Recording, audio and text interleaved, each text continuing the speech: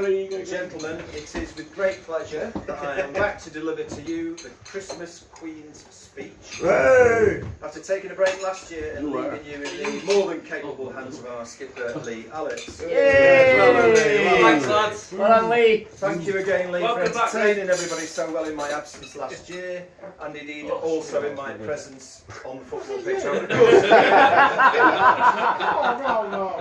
Sure. For those of you who may be unfamiliar with this part of the evening, either because this is your first FC Casablanca Christmas dinner, or because you are Ash Torres and never pay any fucking attention, then let me enlighten you. For the next 15 minutes or so, or longer, if anyone chooses to heckle, can you fucking stop talking? I will share with you a selection of incidents drawn from the pages of our red book, in particular its donkey moments, covering the whole of 2016. Thank you. You're welcome. So, although I may be stood here reading this shit out to you, everybody here can claim legitimately to have contributed to that shit. We are an admirably inclusive club. So, as you will discover this evening, anyone who wears the flimsy striped shirt of FC Casablanca will, in so doing, find their way into the red book.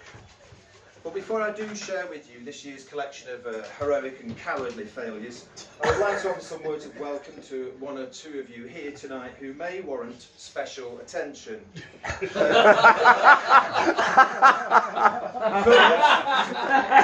First, someone leaked this. First, as is customary, a big welcome to Ed Worsley.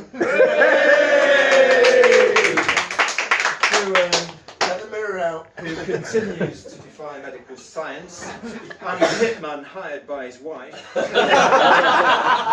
not only still being technically alive, but also this year by being one of our most regular players. Well, regular in one sense. We continue with delight to renew Ed's contract annually, asking only for evidence, a doctor's note or some kind of scan, that he is indeed not yet dead.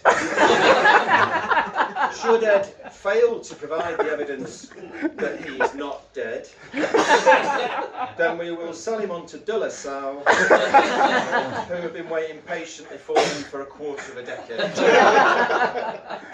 A warm welcome to Dave Slater. Oh, is that you? Who this evening is attending his first FC Casablanca Christmas dinner. Like a virgin. A cultured left-sided midfielder, a local property magnate, and quite a few other people all said that Dave prefers things his own way. And may sometimes vocalise that. But there's nothing wrong with some feather ruffling. Especially as there are always the pages of the Red Book on which to chronicle it. Our last welcome this evening goes to Woody. Hey! Not because this is his first FC Casablanca Christmas dinner, nor, as I sincerely hope, because it is his last. We moved on from you. But because he has continued this year as he did last to inject youthful enthusiasm, energy and ability into what without him is in danger of becoming a club fuller of dead wood than an Amy skip on Rustling's Road.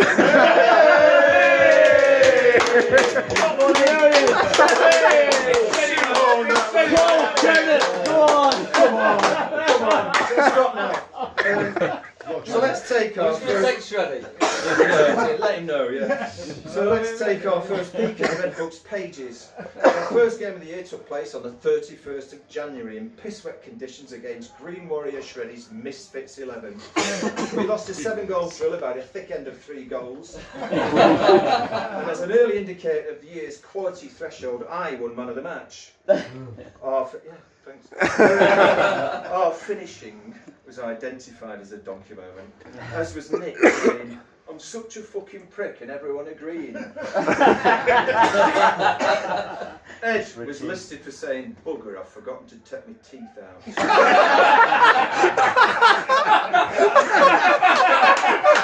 and for chesting in an own goal. A mere 2 weeks later, we were in the sunshine state that is De La Salle's beachy residence. We somehow managed to avoid defeat and to secure a 1-1 draw. Amazingly, and with an increased majority compared to the previous game, just remember that, I again won man of the match. Which I now see was an ominous precursor to even more idiotic ballot outcomes later in 2016. Poetic. Thank you very much. Woody and I, they didn't get it, I'm glad you did. Woody and I found our way into the donkey moment column, both for succumbing to injury late in the game following our Herculean efforts to get as a result. Footnote. Imagine this is an audio book. That helps. Footnote. Woody's donkey moment was for banging the floor in agony at his injury. It was cramp. And mine for walking over to the pro Woody and saying, "I think I've hurt my toe." Oh, I remember that. Next up, at the end of March, we were back at De La Salle. Again, we scored a goal, but this time without reply. Providing a most welcome early victory in 2016. I didn't play that game. No, he didn't play in that game. That's why he won. Common sense prevailed, and this time I had to settle for man of the match, runner-up to our petulant and overrated Caledonian keeper, who I have been reliably informed threatened to quit if I didn't win man of the match. No!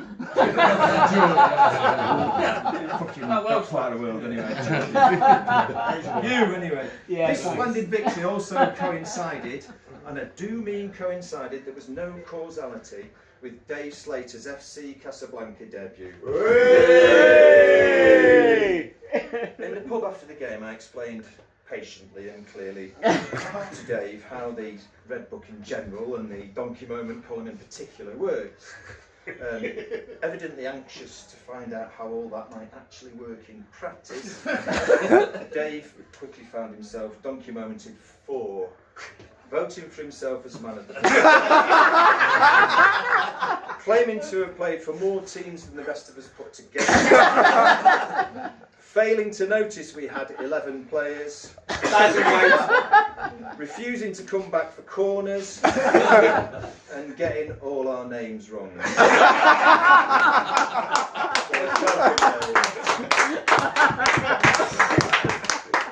4 weeks later, towards the end of April, 4 weeks later. 4 weeks later. Towards the end of April, our dizzy run of success continued, this time with an 8-0 victory over a team called, presumably ironically, Mighty Oaks. Appropriately, and offering me the chance not to make another lame joke about Sheffield's tree-felling controversy. Woody attacked the Mighty Oaks like Leatherface on speed. Scoring half of our goals and yet somehow being picked a man of the match by Matt Simonite. Ed got a donkey moment for letting Woody wander up front. And Woody for growling, "Right, I'm not scoring next week."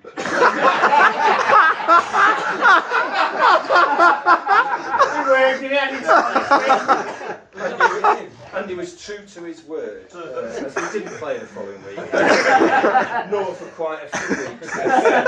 The spring turned to summer and the stupid turned to Brexit. In fact, fuck Thatcher.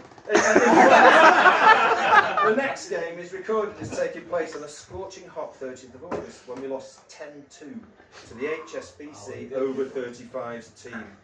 This brutal beating was softened only slightly by Pete being awarded man of the match. Hey! Truly disciplined centre-back performance that did not involve too many forays down the left wing of the adjoining pitch.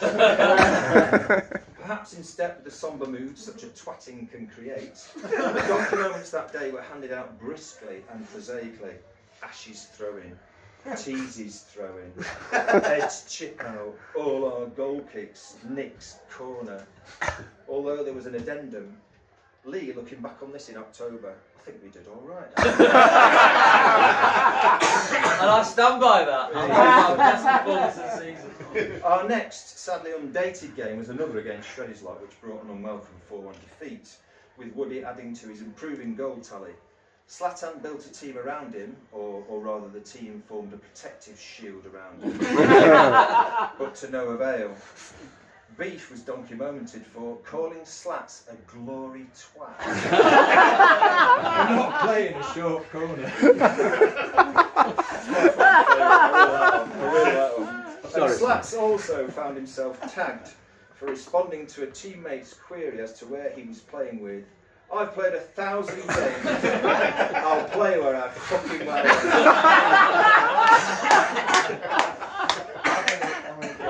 I know what. It's a bit more.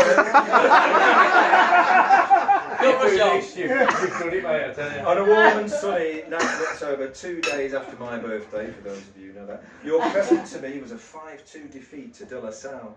Sadly, I did not play that day, so Rich Pop was able to pick up the coveted Man of the Match award. Mark Herbert came out of retirement, which was acknowledged by one of our most baffling ever donkey moments.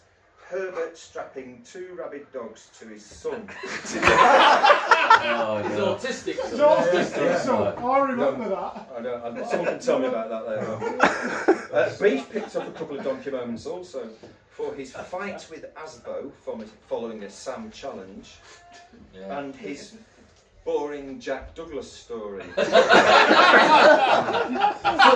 Footnote, doing the audience. Footnote, does that imply that Beef has an interesting Jack Douglas story? One that he thought that we did not deserve to hear. And accurately as it turned out, this went in. What's up, Lee? Not telling you, it'll go in the red book. Sore nipple.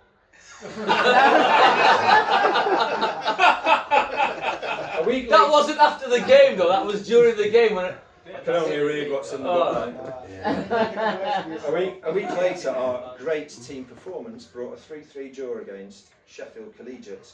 Sando won Man of the Match vote by a heavy margin, but in line with club tradition, he was immediately brought back to Earth with a couple of donkey moment nominations. One for a clearance into a bin. That was brilliant. That was absolutely brilliant. Which actually sounds like quite an achievement. Ed donkey momented himself for thinking we'd won the game 3-2. and a strive for his entries into the Red Book. And this second one sending those who read it into a cognitive paralysis, given the philosophical conundrum and possibilities it presents. You've got to read it, Ed's right. What did you just say? I knew clever stuff I'd get punted off. The turn of the Red Book page shows that Ed was promptly relieved of his scribe duties, with another more elegant hand taking over and providing a list of 13 additional donkey moments. I remember this bit. 5 of these belong to Slat. But the pick of the bunch, for me, was as far away from a donkey moment as possible, Rich reading Alex's t-shirt slogan, then looking at his cock.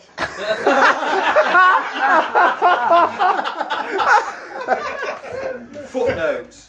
I don't know what the slogan was, but the colour, but the colour was appropriately indigo. I sublet that quip to him, so if you've got any problem with it, can you see him? Jonathan Tully Murdoch Alden. Hey, Ed, you know that, do you? Our one game defeat avoiding run came to an end the following week when we took another beating, this time 5-1 off Shreddy's Lot. Andy's increasingly confident and authoritative refereeing was illustrated perfectly when an opponent tried to frighten Slats, for which Andy awarded free kick and the comment, Halloween's next week, mate. It's a good one. It was good. And they were good impression as well. You had to be there though, Greg. Halloween's next week. Thank you, I should hand that over to you. No, Halloween's this week, mate. No. You sound nothing like him, Andy. On the 6th of November, our bonfires were well and truly pissed on by De La Salle, who beat us 7-1. but there was still plenty of fireworks left to set off, as pre, during and post-match scrutiny of the cause of our defeat focused on the defence. The Red Book, for example, identifies these donkey moments. Nick and Lee for picking a back four older than time itself. And a period of 10 minutes when the back four cleared the ball a total of 18 inches. That was wonderful. It was good, yeah. But much like the impact of Brexit bus claims on a largely stupid electorate, defence untruths perpetrated by those seeking to divert attention from their own inadequacies led to a striker winning man of the match. Footnote: in a 7-1 defeat, it's difficult to justify how a striker did fuck all, or a defender did fuck all, could win man of the match. But that would mean a midfielder getting it, which, as we all know, is preposterous.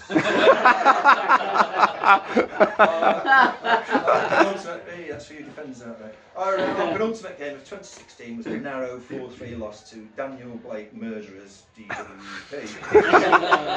Alex just picked Ian to the post as man of the match, and 2 of our goals were scored by own goal and Ash. The former usually finishing above Ash in the annual goal scoring. Sorry. It's okay, we're nearly done. Andy's growing comfort in the impermeable skin of a referee continued as he checked the pressure of the ball during the minute's silence.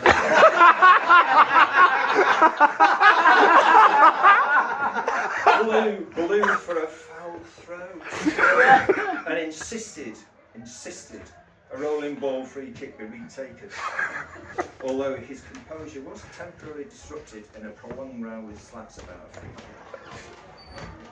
Chris called Wheezy.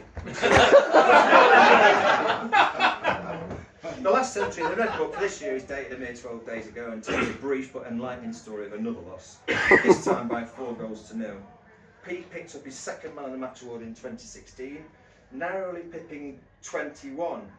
A guest player, I assume, was so humiliated by the experience as to refuse to reveal his true identity.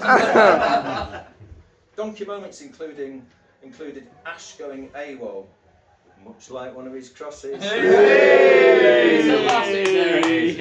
Told it was good. Teasy coincidentally being absent on a romantic weekend. There's a ginger one on its way.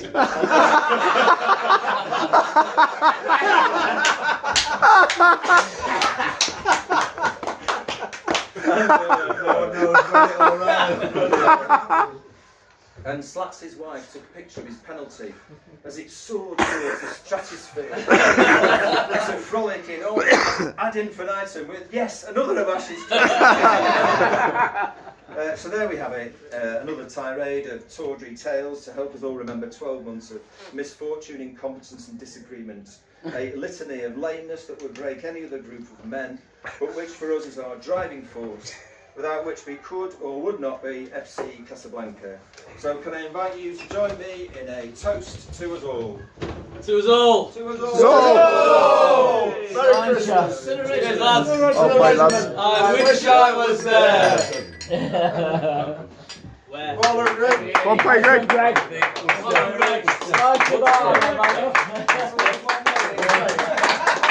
Cheers, mate. What? Great speech. Great.